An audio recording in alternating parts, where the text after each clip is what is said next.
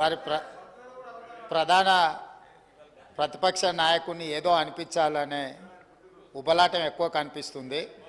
ఇంత అత్యంత కీలకమైన 4 కోట్ల తెలంగాణ ప్రజలకు సంబంధించిన హక్కులు, అనుమతులు, నిధులు సర్వం ఈరోజు మనం ఇక్కడ చర్చించుకుంటున్నాం.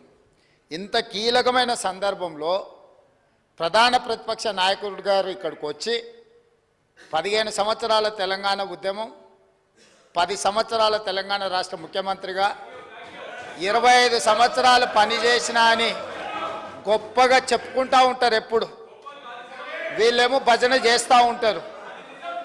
మరి అట్లాంటి అనుభవజ్ఞుడు ఇక్కడ వచ్చి కూర్చొని ఈ సభలో చర్చించి ఇందులో పాల్గొని కేంద్ర ప్రభుత్వాన్ని నిలదీయాల్సిన సందర్భంలో కూడా ఇక్కడికి రాకుండా మోడీ గారు వీరిక్కడికి వస్తే చూస్తే ఏమైనా జరుగుద్దేమనే భయంతో ఎక్కడో దాచుకొని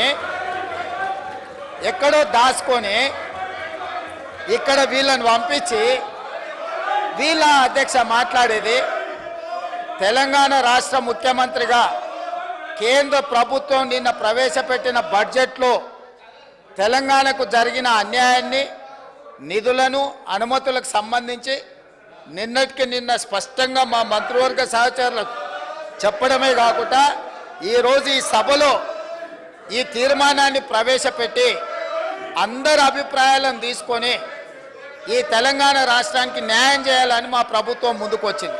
కాబట్టి ఆ సభ్యులు ప్రస్తావించాల్సిన అంశాల మీద దృష్టి పెడితే అది తెలంగాణ రాష్ట్రానికి ఉపయోగపడుతుంది. అట్లా కాకుండా ఇట్లాంటి వివాదాస్పదమైన విషయాలు మాట్లాడితే వారి నాయకుడి యొక్క బండారం బయటపడుతుంది. దానివల్ల వారికే నష్టం జరుగుతుందని నేను సూచన చేస్తున్నా. అధ్యక్ష ఈ రకంగానైనా ముఖ్యమంత్రి గారు గొంతు విప్పినందుకు సంతోషం అధ్యక్ష. ఈ రకంగానైనా మాట్లాడే పరిస్థితి వచ్చినందుకు ధన్యవాదాలు అధ్యక్ష. ఒక్క మాట అధ్యక్ష, కేసీఆర్ గారి గురించి, మా పార్టీ గురించి వారు మాట్లాడిన మాటకి నేను ఒకటే వారికి చెప్పేది అధ్యక్ష. ఇక్కడ ఉండే ఈ నాయకుడి స్థాయికి మేము చాలా అధ్యక్ష. కేసీఆర్ గారు అవసరం లేదు అధ్యక్ష.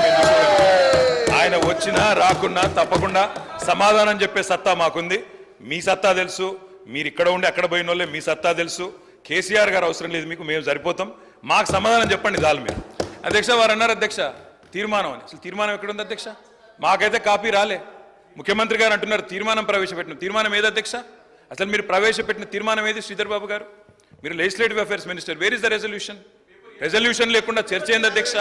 అసలు ఈ షార్ట్ డిస్కషనా, రెజల్యూషనా, ఏం పెడుతున్నారో కూడా తెలియకుండా హౌస్ నడుపుతున్నారు. ఇప్పుడు గౌరవ ముఖ్యమంత్రి గారు